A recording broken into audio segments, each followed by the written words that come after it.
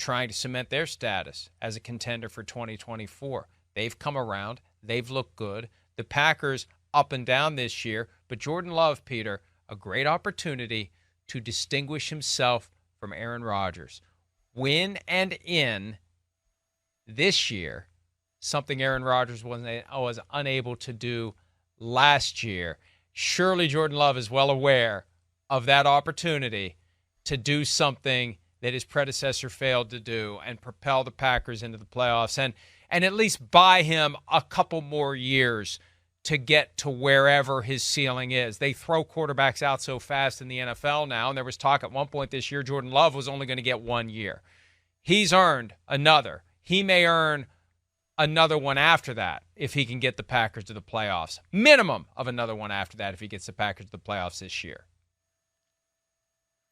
Whoever said Jordan Love was only going to have 1 year, first of all, had no idea what she is talking about. He was never only going to get 1 year unless he played like, he was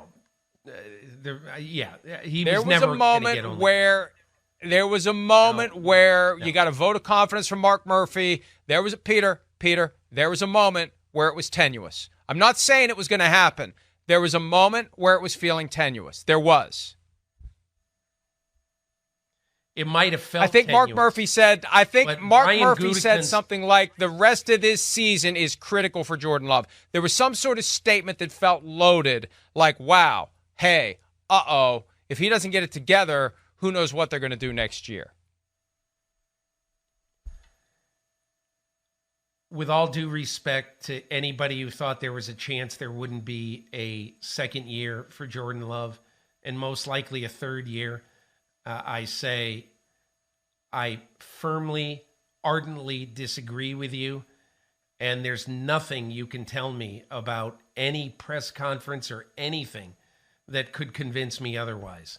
Having said that, in the last half of the season, Jordan Love has had 5 or 6 very good games. Maybe not 5 or 6 games at the highest level of Aaron Rodgers.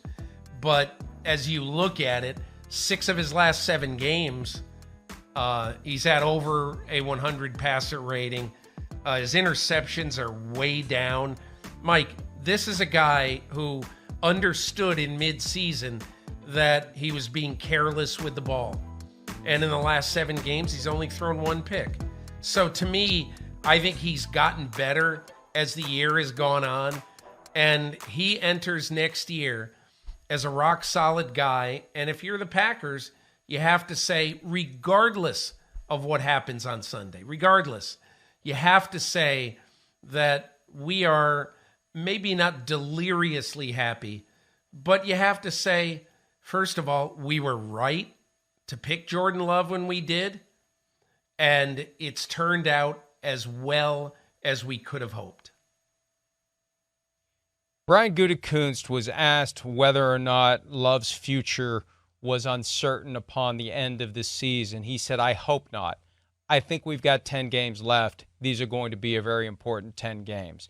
What they've done with those 10 games has cemented his future. But, Peter, I think it's fair to interpret that quote as acknowledging it was at least tenuous for Jordan Love halfway through the season. Because it was. It was. And now it's not. To his credit, it's not. And this is his best opportunity to prove that he's capable of doing what Aaron Rodgers was not capable of doing last year and giving the Packers a playoff berth. What they do with it, who knows?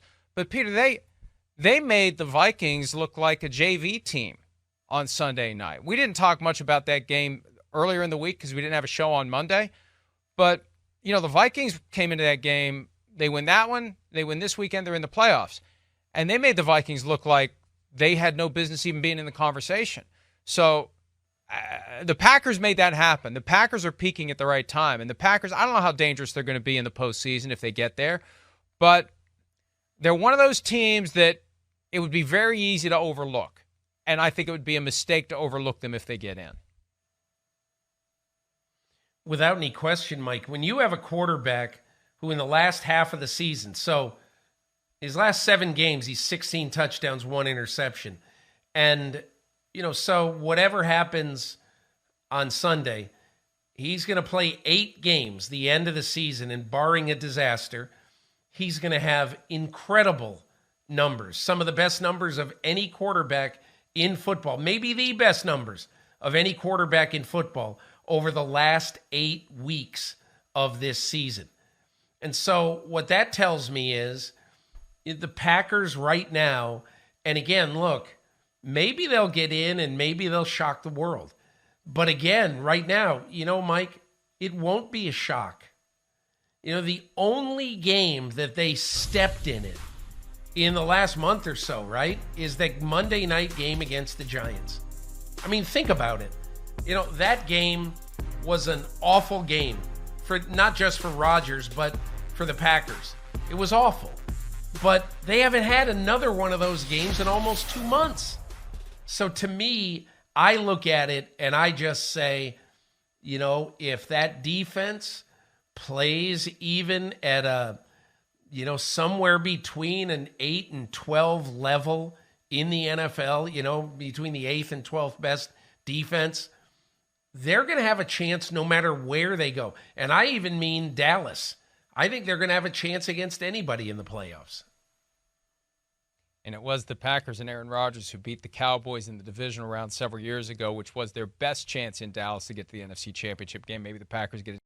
On this, we pick the upset. We pick the exact same score. All right, Bears-Packers. Let's see if it holds for another one, because this falls into that same mold. It does. Road team that's hot, yep, that's trying to propel themselves into the offseason. You got Jordan Love coming on strong late in the year, trying to do what Aaron Rodgers couldn't do last year, win a home game in the final week of the season to get to the playoffs. The Packers are favored by 3. The over-under is 44.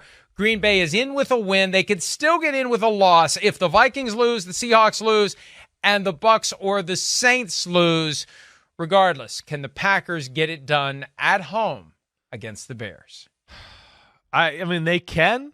I'm not going to pick it, though. I'm not. I'm going with the Bears. The Bears are one of the hottest teams in football. I saw a quote, what was that, yesterday or this morning?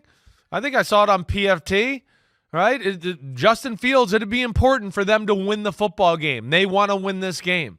They got a lot of the same feel of Detroit Lions of last year. Going into Green Bay, we're not making the playoffs, but we're putting you Packers and everybody else on notice. Watch out for us next year, right? And a lot like Arizona. They got all this money and draft picks to work on next year.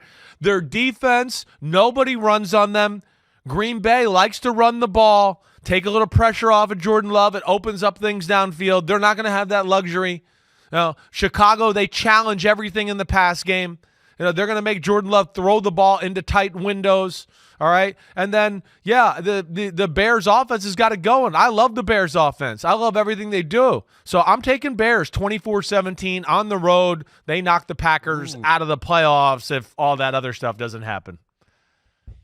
Packers 24-20. I just feel like the team that I saw last Sunday night, they're ready. They're primed. They didn't have Christian Watson. The defense was good enough. Jair Alexander seems to be ready to go after his 1-week suspension for crashing the coin toss and almost screwing things up against the Panthers. I just feel like what happened last year, losing at home week 18. Right, I'll wake them up. With a chance to go to the playoffs. I feel like, and it's a great opportunity for Jordan Love to distinguish himself from Aaron Rodgers. And I guarantee you, he's hearing that from somebody this week within the building, whether from the coach, from the GM, all the way up to the CEO, Mark Murphy. Somebody is going to make sure Jordan Love understands. And maybe you don't even need to tell him. He was there. He saw it. He saw it happen. Rodgers couldn't get it done in a win-and-in setting at home. Love has a chance to do it, and that would be a great, for him, way to distinguish himself from the guy who was the quarterback for all those years before Jordan Love. And then win the game, get the microphone, and show support for Jimmy Kimmel. That would be the ultimate burn. That would be the ultimate burn by the Packers. Or for Kimmel to bring him on the show next week after they win the game. A playoff Packers quarterback here, Jordan Love. He could win the last game of the year and get in there. I don't know. Yeah, that was a low blow by Rodgers. That was about as low as I've ever seen an athlete go, actually, on an interview. I'm still shocked by it. I know we didn't talk about it earlier today, but I was stunned by the fact that McAfee backtracked heavily on Wednesday. But and still crickets didn't from own Aaron it. Rodgers. Tried to call it like shit talk and all of that. That's the worst shit talk he I've ever said- seen in my life, if that's what that is. He apologized for his role in it. Yeah. And I think that was smart because you're getting into some corporate